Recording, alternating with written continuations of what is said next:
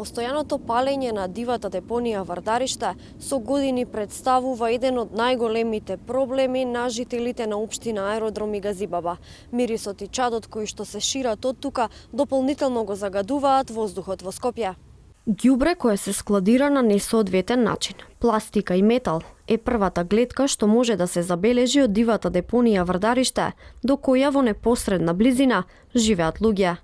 Телевизија 24 денеска направи обиколка низ улиците во општина Аеродром и Газибаба. Прашавме дел од граѓаните како живеат и какво влијание врзнив остава димот кој доаѓа од запаленото ѓубре. Оние кои се одлучија да зборуваат пред камера, велат дека за да се спречи постојаното нелегално палење на депонијата, потребна е контрола од страна на полицијата. Објаснуваат дека загадениот воздух најмногу се забележува во вечерните часови. Превенција пред се, нормално да има контрола од полицијата највеќе, значи за да се спречат тоа се нелегални активности. Не да е загаден, него презагаден, али малку ние сето тоа што ни се случува. Затоа што сме такви луѓе што не разбираме ништо. Тука сме од другата страна, од Лисиче сме. Загаден е како не? Загаден е, сериозно загаден. Поготово во вечерните часови кога се спушта температурата страшно. За нечистиот воздух и проблемите со загадувањето, дел од граѓаните од општина Аеродром и општина Газибаба се здружија во граѓанска иницијатива Стоп за Вардариште и секојдневно веќе еден месец се на улица. Нивно главно барање е затворање на депонијата Вардариште, но и итно решение за почист воздух во Скопје. Зоран Стојковски од Стоп за Вардариште вели дека пожарот кој се случил на почеток на месец септември во депонијата ја прелел чашата, па граѓаните спонтано почнале да организираат блокади.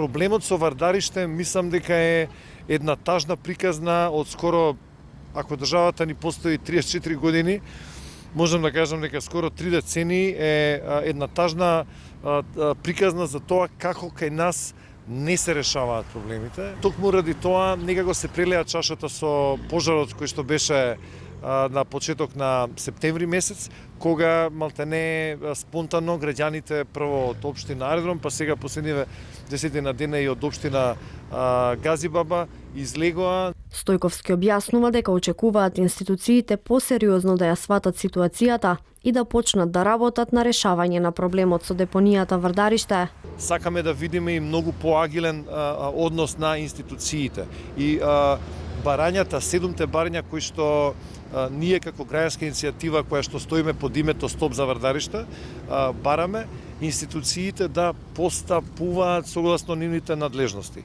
Да дојдат, да покажат, да организираат прес, да организираат настан со нас граѓанските иницијативи, у кои што ќе кажат овие проблеми ги решаваме за 1 месец, за 3 месеци, некој од нив можеби за година. За тоа дали се направени некакви мерења за загаденоста на воздухот, но и на почвата во Вардариште, Телевизија 24 претходно ги контактираше и инспекторатот за животна средина. Од таму добивме одговор дека надлежни за тоа се од општина Газибаба.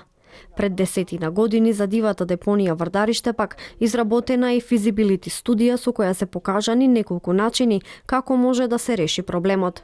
Блокадите за почист воздух во организација на граѓанската иницијатива Стоп за Вардариште ќе продолжат и во наредните денови.